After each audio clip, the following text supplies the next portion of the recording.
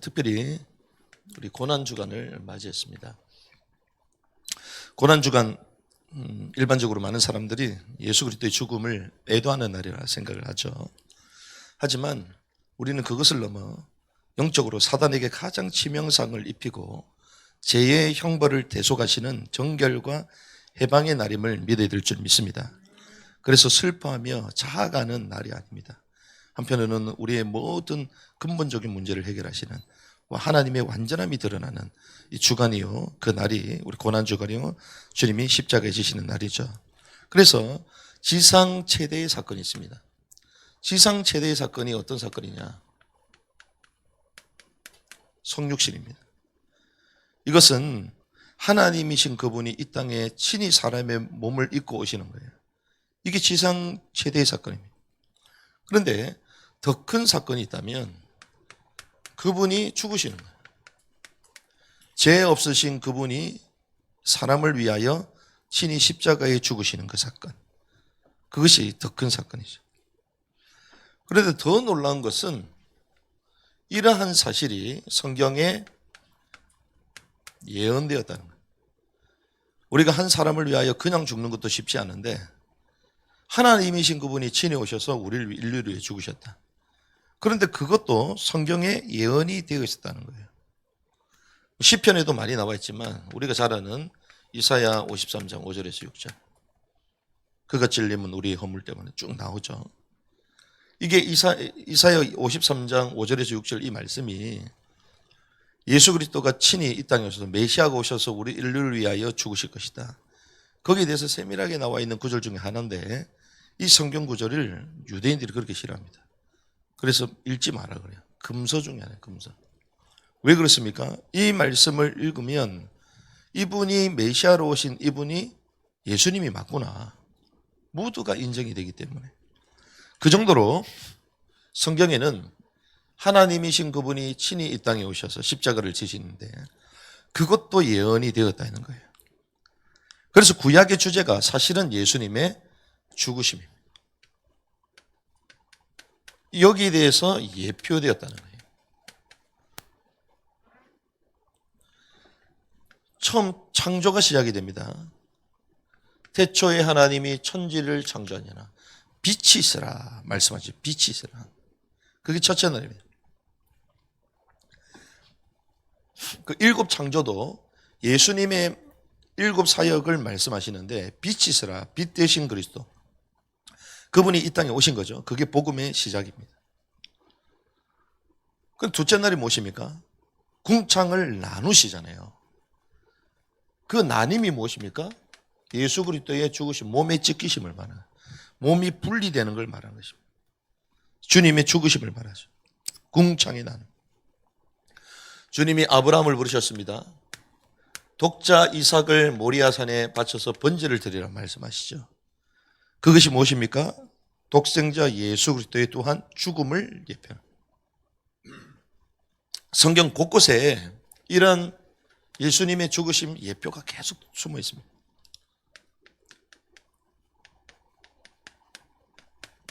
출애굽이 무엇입니까? 피 바르는 날 희생제사를 드리러 가라. 그 희생제사가 무엇입니까? 예수 그리스도의 죽으심을 말하는 거예요. 피 바를 때에 모든 첫 번째 난 장자가 죽는 그 죽음 가운데에 문설주에 피를 바르면 구원받게. 그 피가 무엇입니까? 예수 그리스도의 십자가의 죽음, 보혈의 피를 말하는 거죠. 그래서 성경에는 곳곳마다 제사를 말하는데 그것이 그리스도의 죽음을 다 말하는 거예요. 이제 어디를 건너게 됩니까? 홍해를 건너게 됩니다. 이 홍해를 건널 때에 물속으로 들어갑니다. 물속으로 들어가는 것을 고린도전서에 뭐라고 합니까? 세례를 받았다고 해요. 그 세례를 받는 것도 무엇입니까? 죽음을 말하는 거예요. 그래서 우리가 세례를 받을 때에 물속에 들어갔다 나오잖아요. 우리가 죽고 또한 살아나는 걸 말하는 거예요. 죽음과 부활을 말하는 것입니다. 광야에 가서 불뱀에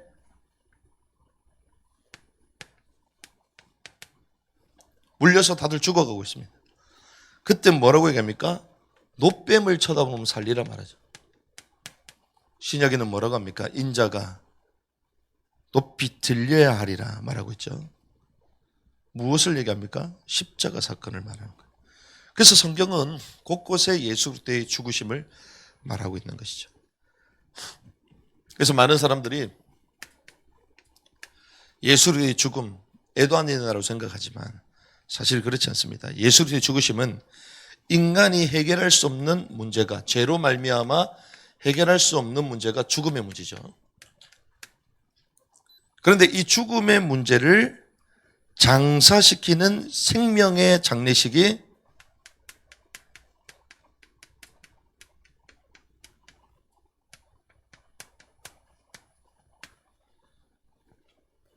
고난주간이요.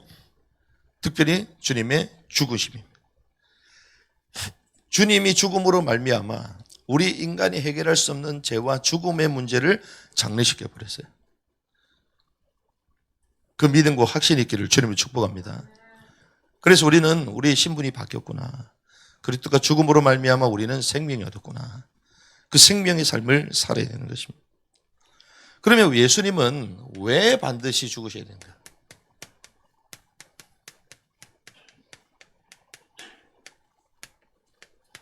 왜 반드시 죽으셔야 되는가? 성경은 단순하게 얘기합니다. 창세기 2장 17절의 말씀 보니까 선악을 알게 하는 동산 중앙에 나무를 동산 중앙에 두셨잖아요. 인간을 창조하시고 나서 모든 것을 할 수 있지만 이 한 가지를 하지 말아라. 그것이 무엇입니까? 따먹지 말아라. 그 선악과를 따먹는 날은 정령 죽으리라고 해요. 정령 죽으리라고 해요. 정령. 그런데 이것을 따먹어서 죽었습니까? 겉으로 볼 때는 안 죽은 처럼 보였습니다. 그런데 성경은 뭐라고 합니까? 죽으리라. 그런데 무엇이 죽었죠? 영이 죽은 거예요. 영이 죽음. 그래서 죄의 결과는 죽음이라는 거예요. 죄의 결과.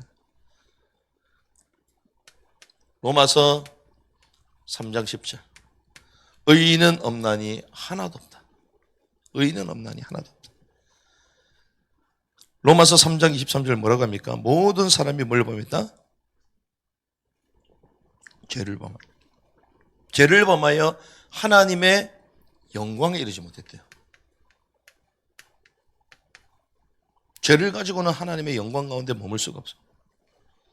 그 결과 어떻게 됐습니까? 요한복음 8장 44절. 너희는 너희 아비 마귀에게서 났으니. 그 말은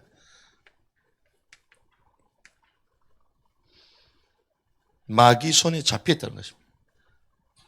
마귀의 권세 아래 놓이게 됐다는 것이죠.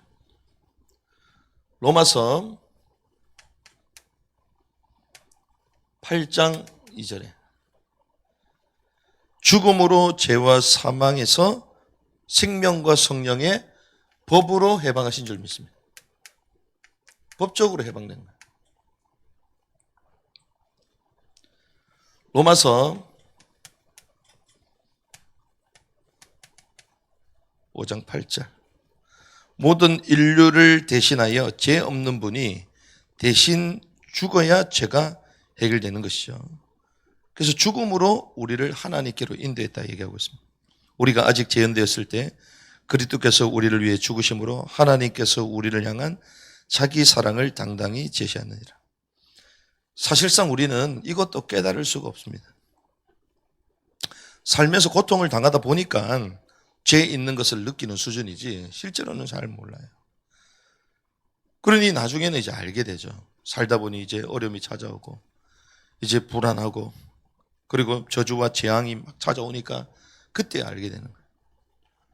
모든 인류를 대신하여 죄 없으신 분이 대신 죽어야 죄가 해결되는데 그리스도 죽으심으로써 우리를 하나님께로 인도하셨다 것입니다. 예수 그리스도의 죽음으로 우리에게는 어떤 결과가 나타나냐? 고린도서 5장 21절. 우리의 죄를 대신하여 죽으셨다. 왜 우리를 위해 대신 죽으셨을까요? 우리는 죄 문제 해결할 능력이 있습니까? 없습니까? 없어요. 대신 해결해 줘야 됩니다. 하나님께서 죄를 알지 못한 그분을 우리를 위하여 죄가 되게 하신 것은 우리가 그분 안에서 하나님의 의가 되게 하는 거예요. 하나님. 죄도 없으신 분을, 죄도 모르시는 분을 죄가 되게 하셨지. 그래서 우리 대신하여 모든 죄 문제를 해결하셨다는 것입니다. 그래서 우리가 그분 안에서 의가 되신다는 의.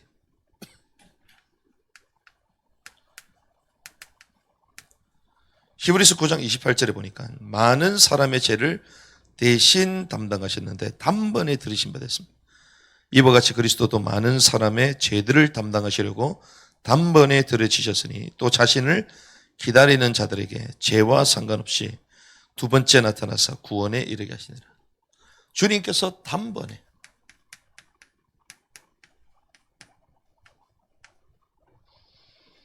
히브리서 10장 10절 바로 이 뜻으로 말미암아 예수 그리스도의 몸이 단 한 번 영원히 드려짐을 통해 우리가 거룩히 구별되었노라. 그리스도께서 우리의 죄를 대속하기 위해 한 영원한 제사를 통해 자신의 몸을 단번에 들이심으로 우리가 거룩함을 입었다. 구별됐다는 거죠. 베드로전서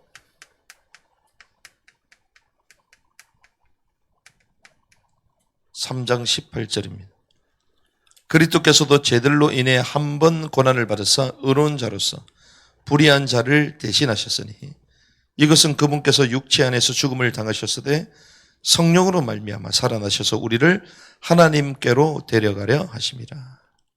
하나님께로 인도하기 위하여 불의한 우리를 위해 대신 죽으셨다는 것이죠. 이게 예수의 죽음은 우리를 거룩하게 하시고 능력이 없는 우리를 주님께 죽으심으로써 죄 문제를 해결하게 하십니다. 하나님께로 인도하게 하셨다.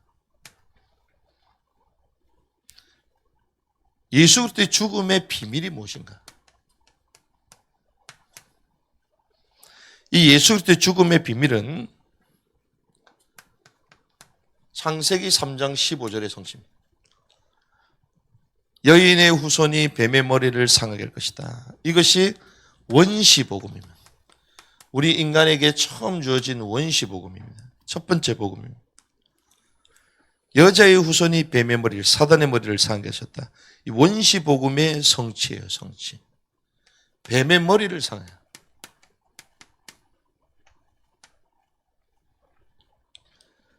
요한일서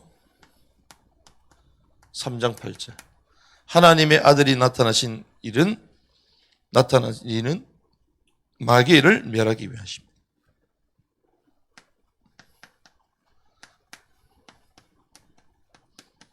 하나님의 아들이 나타내는 마귀를 멸하기 위하십니다.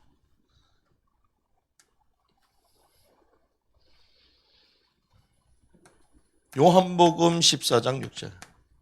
내가 곧 길이요 진리요 생명이니 나로 말미암지 않고는 아버지께로 올 자가 없느니라. 하나님 만나는 길이 되신 거죠. 길. 구원의 길이 되신 것입니다. 그 이름을 통하여 유일한 길이 되신 것입니다. 로마서 6장 6절. 우리가 이것을 알거니와 우리의 옛사람이 그분과 함께 십자가에 못 박힌 것은 죄의 몸을 멸하여 이제부터는 우리가 죄를 섬기지 아니하게 하는, 죄의 몸을 멸하여 다시는 죄에게 종노릇하지 않도록.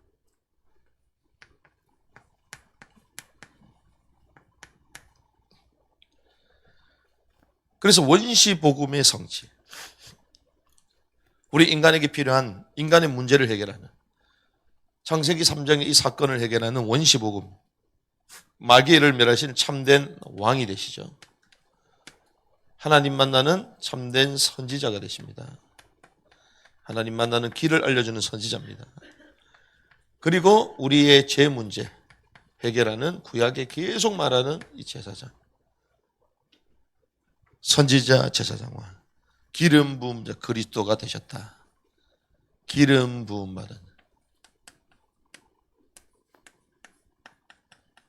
이분이 성경에 약속된 메시아가 되셨다는 거예요. 말씀하신 그대로 성취된 것입니다. 구약의 예언이 어떻게 성취되실까요?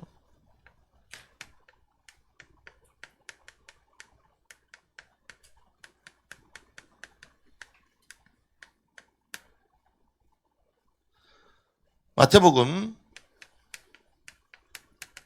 1장 23절. 그분이 죄 없는 몸으로 오셨습니다. 동정녀 탄생하셨죠. 보라 처녀가 아들을 낳으니 그 이름을 임마누엘 할 것이다. 이사야 7장 14절이 그대로 성취가 된 것입니다. 마태복음 3장 16절에서 17절.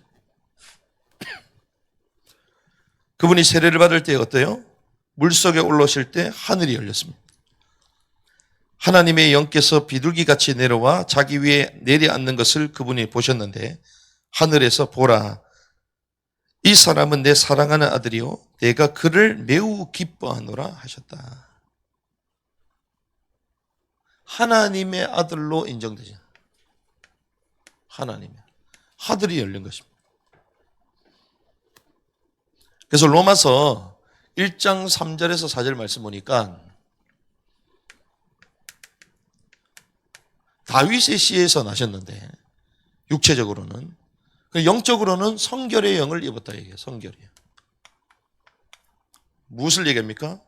그분은 성령을 통하여 하나님의 아들로 오셨던, 죄 없는 하나님의 아들로 오셨다는 것입니다.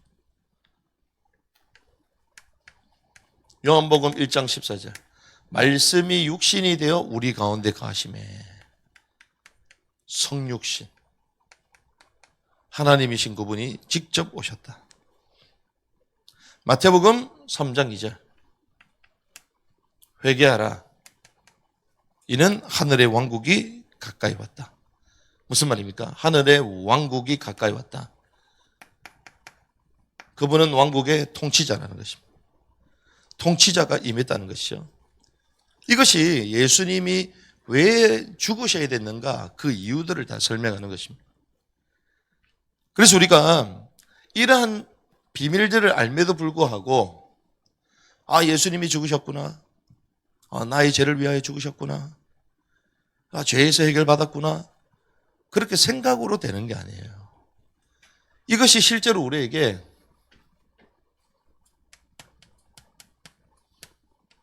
적용되려면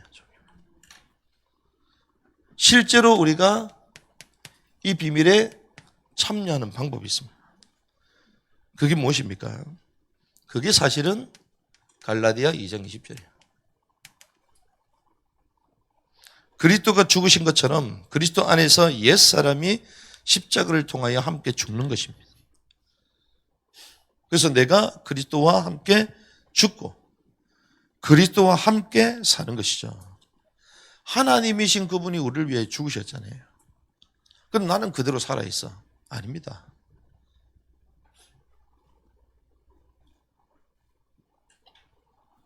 주님이 우리 위해 죽으신 것은 우리 또한 그리스도와 함께 죽으라는 거예요. 그렇게 같이 사는 것입니다. 그러니까 우리를 위하여 대신 죽으신 거 있잖아요. 죄. 그리고 죄로 인하여 나타나는 모든 문제들. 그런 옛사람들. 이것이 십자가와 같이 죽는 것입니다. 그래서 주님께서 친히 많이 보여주셨죠. 겟세마네 기도. 그 혼을 깨는 그 기도. 자기 자신을 처복종시키는. 우리도 똑같이 그 죽음에 동참해야 된다는 것입니다. 그래서 내 안에 누가 사신다고요? 그리스도께서 사신. 옛사람이 죽고 그리스도께서 사셔야 될 줄 믿습니다. 그리스도가 내 인생의 주인이 된다는 거예요. 주님이 내 삶을 지배하시는 것이죠. 그래서 결국 우리는 어떻게 됩니까? 이게 돼야 돼요. 고린도전서 10장 31절. 살리심의 목적이 뭡니까? 살든지 죽든지 오직 누굴 위하여? 먹든지 마시는지 하나님의 영광을 위하여. 이게 되면 돼요. 하나님의 영광을 위해서 한다면서 자기 자존심, 그리고 자기 자리, 그건 하나님의 영광을 위해서 하는 게 아니거든요. 자기 입장, 자기 생각 막 계속 얘기합니다. 그게 과연 하나님의 영광이 될까? 내가 쇠하여지는 게 하나님께 영광이 된다면 그걸 선택해야 돼요. 내가 가난한 가운데 처하는 게 하나님께 영광이 된다면 가난을 선택해야 됩니다. 그런데 많은 사람은 그렇지 않거든요. 내가 잘 되고 내가 뭔가 복을 받아야지 하나님께 영광이 된다 생각하거든요. 그게 착각입니다. 바울이 얘기하잖아요. 부와 기 모든 것이 누구에게 있다? 주님에게 있다. 자기는 빈 부에도 처할 수 있다고 얘기해요. 그래서 자족함을 배웠다. 그게 자족함을 일체의 비결이 내게 있다라고 얘기하죠. 진짜 십자가에 동참하는 사람은 자기 삶 가운데에 그리스도와 죽고 하나님의 영광을 위하여 살아가게 되는 거예요. 오직 하나님께 영광을 돌려야 될 줄 믿습니다. 그래서 오늘 본문에 뭐라고 합니까? 빌립보서 3장 7절에서 9절 그리고 12절 14절 자기는 그리스도께 뭐하게 되기 원한다? 발견되기 원한다는 거예요. 그리스도가 발견되는 이제 자기 손에 붙잡힌 것 그리고 위에 부르신 상급을 이해가 달려간다. 내가 가지고 있는 모든 배경 생각 이 모든 것들을 뭐라고요? 배설물로 여긴대요. 배설물을 자랑하는 사람들이 있습니까? 뭔가 있다고 막 자랑해. 또 자랑하는 척하면 안 되니까 은연중에 자랑해. 티를 내면 안 되니까. 그런데 다 자랑하고 있어. 그게 배설물이거든요. 그리스도만 자랑해야 될 줄 믿습니다. 그리스도를 은연중으로 막 자랑하는 사람들이 있습니까? 그렇지를 못하지. 근데 자기에게 뭔가 조금이라도 뭐 도움이 되고 유익이 되면 인정받을 것 같으면 막 쏟아냅니다. 사실 배설물인데.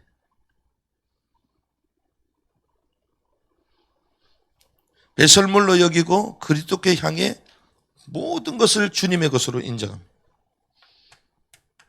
이게 바울이거든. 저는 이제 자랑할 게 많다라고 얘기하잖아요. 자랑할 게 많다. 근데 자랑합니까? 아닙니다. 왜?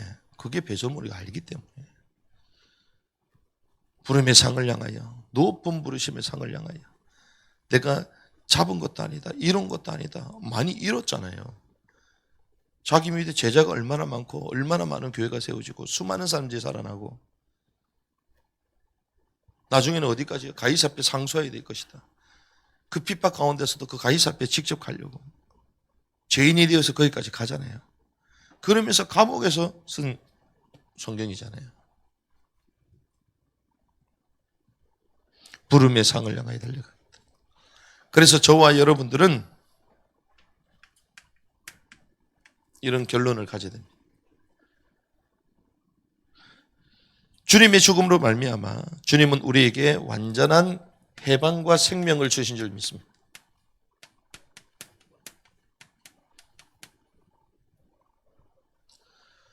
해방과 생명을 주시고자 대속해 주신 거예요. 대속. 그래서 우리에게는 언제든지 구원으로 말미암는 참된 자유함의 기쁨이 있을 줄 믿습니다. 나는 자유하다. 자유하다. 그래서 나는 뭐가 됐다? 해방자가 된 거예요. 죄의 종에서 우리는 의의 종으로 해방된 줄 믿습니다. 해방자예요, 해방자. 묶일 필요가 없어요. 그리고 이 십자가는 대속하는 능력이 있습니다. 그래서 우리는 무엇입니까? 새로운 피조물이에요. 옛것은 지나간 줄 믿습니다. 새로운 피조물이에요. 그래서 날마다 이 언약 붙들고 승리될 줄 믿습니다. 우리는 해방자다.